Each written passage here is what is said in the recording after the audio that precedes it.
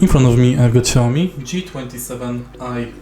In this video I'll show you how to enable and disable HDR.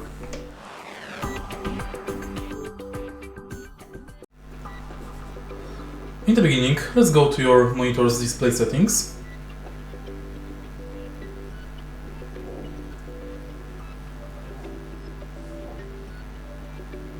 Now enter HDR,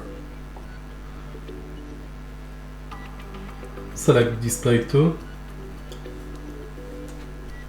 and now on your monitor go to Advanced and HDR and select on. Confirm.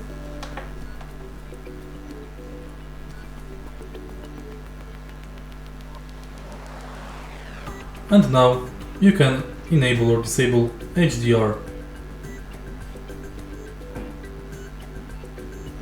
If you find this video helpful, please leave a like, comment and subscribe.